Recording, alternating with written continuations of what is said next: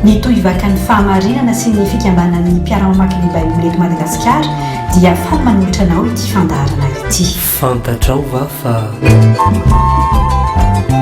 mamatonalina izao?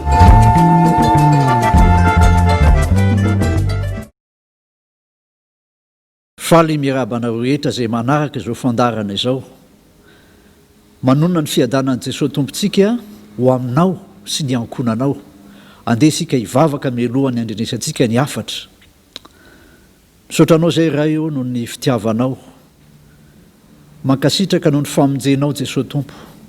Ary misaotra noho ny fananao masina izay miasa ampiteneno ny mpanomponao ary tahio ty fotoana ity mba ho voninahitry ny anaranao zany. Amin'ny anaran'i Jesosy Tompo. Amen. Ny tenin'Andriamanitra hoentina amintsika dia araka ny hitantsika ao amin'ny bokin'ny Asan'ny Apostoly. Asan'ny Apostoly toko faha 9 dia vakintsika manomboka amin'ny andininy fa 5 hatramin'ny andininy fa 1 ihany amin'ny anaran'i Jesosy Tompo. Ary noho ny mamatonalina dia nivavaka sy nihira fideranan'Andriamanitra Paoly sy Silasy, ary niaino azy ny mpifatotra, ary nisy horohorontany mafy dia mafy avy tampoka ka niozongozona ny fanorenan'ny tranomaizina, dia nivony araka tamin'izay ny varavarana rehetra, ary nivaha avokoa ny fatoran'izy rehetra, dia nahatsiaro ny mpiandry tranomaizina ka nahita ny varavaran'ny tranomaizina ny vo, dia nanatsoka ny sabana izy ka saika hamono tena, satria nataony fahefanandositra ny mpifatotra. Fa Paoly niantso tamin'ny feo mahery ka nanao hoe aza mamono tena, fa ato ihany izahay. Ary izy niantso jiro dia nikaretsaka niditra sady toakovitra ka niankohoka teo anatrihan'ny Paoly sy Silasy. Ary rehefa nentiny voaka izy roa lahy dia hoy izy, Tompoko, inona no mety ataoko mba hovonjena aho? Dia hoy izy roa lahy, Minoa an'i Jesosy Tompo dia hovonjena hianao sy ny ankohonanao. Zavatra anankiroa fanipaka no hitantsika eto. Voalohany indrindra, Paoly sy Silasy izay mpanompon'Andriamanitra, mpitoro ny filazantsara, mpanambara ny lalam-pamonjena.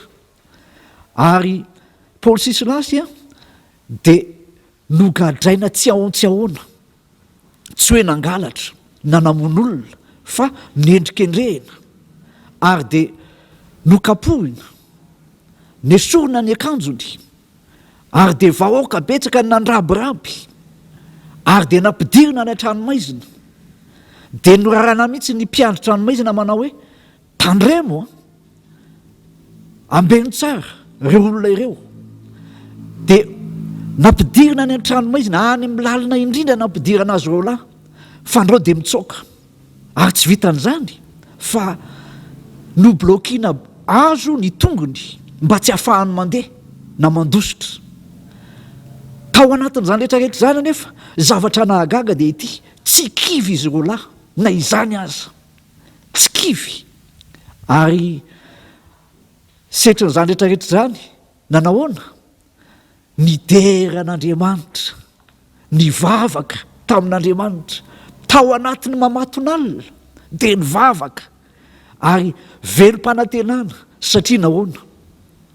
Ao anatiny ao dia tena misy ilay fanjakana tsy azo ampiororona, araka ny tena ao amin'ny Hebreo toko 12, 7:20. Rehefa ny olona nanolo tena ao an'i Jesosy marina, dia ao anatiny ao manjaka ao Jesosy, ary fanjakana tsy azo ampiororona zany. Dia ankoatran'izay ihany koa, hoy ny voalazan'ny Jaonina Apôstoly ao amin'ny Jaonina voalohany toko 4:4 manao hoe fa lehibe izay ao anatinareo noho izay eo amin'izao tontolo izao. Jesosy ao anatin'ny Paoly sy Silasy, lehibe io, ka noho izany tsy nahakivy azy na inona niatra taminy. Dia nahatonga ny Paoly Apôstoly ny teny manao hoe fa iza no asaraka antsika amin'ny fitiavan'i Kristy? Loza ve? Sa fahantrana? Sa fitanjahana? Niatra taminy daholo anie zany. amin'ny zavatra rehetra dia manohitra noho ny mpandrisy isika izy amin'ny alalan'ilay tiantsika misy fanantenana velona tao anatin'izy mirahalahy ny vavaka na dia efa ao anaty tranomaizina azy na dia efa nampijaliana azy dia ny vavaka ny deran'Andriamanitra ny nataony. Ary noho ny mamatonalina ny ororo ny fanorenan'ny tranomaizina ary dia nahagaga tsy nampozina ny va daholo ny fatorany mpifatotra heta tao amin'ny tranomaizina. Anisan'izany koa na ny tongotry Paoly sy Silasy zay efa ny blokiana tamin'ny blokage azy ny fatotra rehetra dia ny va daholo zany rehetrarehetra zany. Ary ny varavaran'ny tranomaizina ny voa azy ny varavaran'ny tranomaizina indraindray mametram-panontaniana avy aiza zany? Andriamanitra no rotsaka an-tsehatra satria anak'Andriamason'Andriamanitra ireo any Jesosy Kristy ireo. Fa eo an-daniny kosa zavatra niseho dia ity tamin'io mamatonalina io le mpiambina tranomaizina satria ny ororo sy nangovotra natahotra dia nitady hamoy fo hamono tena ary dia lasa naika hamono tena izy rehefa nahita ny varavarana ny sokatra satria no heveriny fa lasa nitsoka daholo reny olona nogadrainy ireny indrindra fa izy rola dia tao anatin'izany le mpiambina tranomaizina hamono tena izy dia naka ny sabatra dia naika natsatoka ny sabatra tamin'ny tenany ho famonoana tena. Teo indrindra nefa niantso Paoly sy Silasy aiza mamono tena fa ato ihany zahay mahagaga zany ianao raha ny tena izy dia tokony hitsoka satria mety ho vonona ne Paoly sy Silasy ny ampitsony io kanefa dia zao izy indray no niantso an'ilay mpiandry tranomaizina manao hoe za mamono tena ianao fa ato zay tsy hitsoka zahay. Ary teo nahagaga le mpiandry tranomaizina ka natonga le mpiambina tranomaizina manao hoe nanatona ny azakazaka izy nakeo amin'ny Paoly sy Silasy sady ny ankohaka satria nahita ny fanantenana tao anatin'izy roalahy ireo tao anatin'io mamatonalina io. Nahita fa tena hoe inona ny fanalahidy ao anatin'ireto olona ireto fa na dia ao anatin'ny aizana mikitroka azy na dia ao anatin'ny mamatonalina azy na dia ao anatin'ny fanenjehana sy ny famonona azy dia mbola velom-piderana an'Andriamanitra sady mivavaka ihany no nataony tsy kivy. Le mpiambina tranomaizina kosa saika hamono tena dia teo izy niankohaka teo amin'ny tongotry Paoly sy Silasy ka nanao hoe inona ny mety ataoko mba hovonjena aho, inona ny mety ataoko mba hovonjena aho satria mba tianana izany fanantenana ao anatin'ireto mpanompon'Andriamanitra ireto ity mpiambina tranomaizina ity fa matahotra sao dia hovonony manam-pahefana satria nasena niambina fantatra ilay izy roalahy dia tao anatin'izany rehetrarehetra zany namaly azy Paoly sy Silasy manao hoe minoa any Jesosy Tompo dia hovonjena ianao sy ny ankohonanao.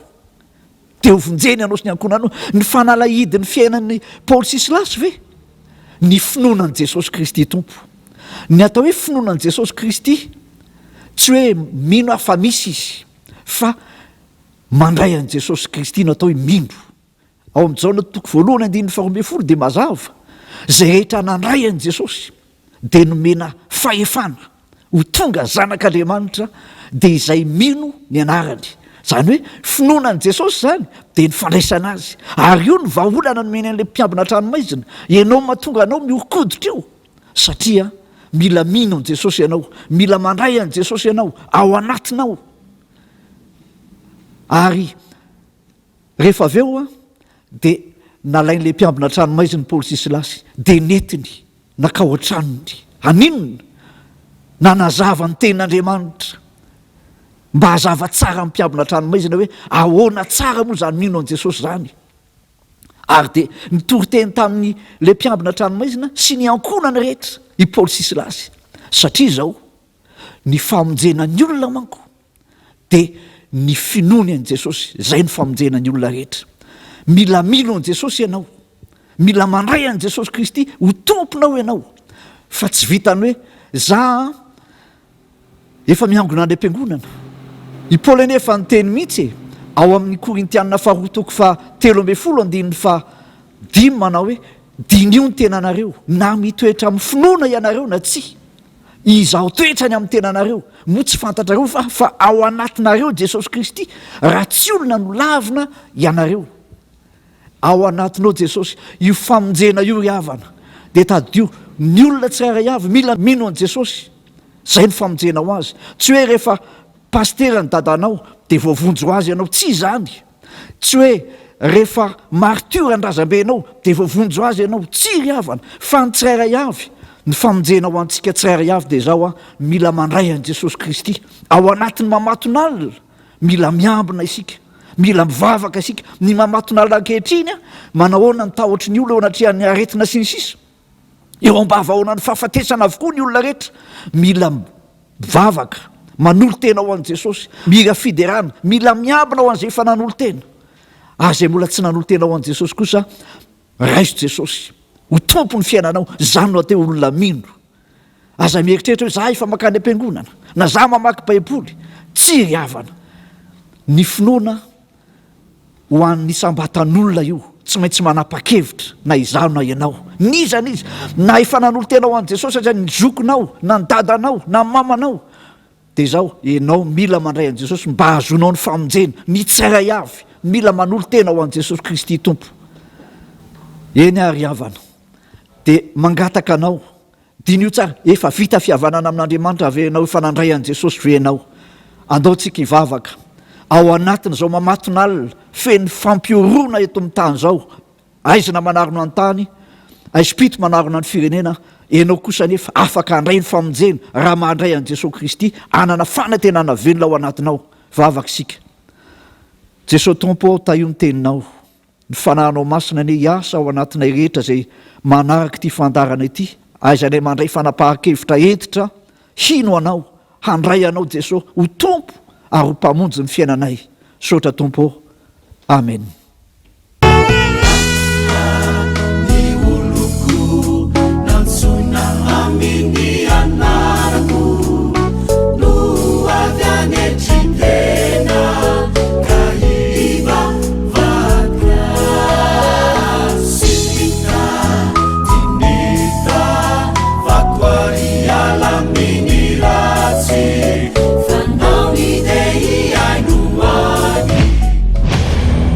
Ny Tohivakan'ny Fahamarinana sy ny Fikambanan'ny Mpiara-Mamaky ny Baiboly eto Madagasikara dia faly manolotra anao ity fandarana ity. Fantatrao va fa mamatonalina izao?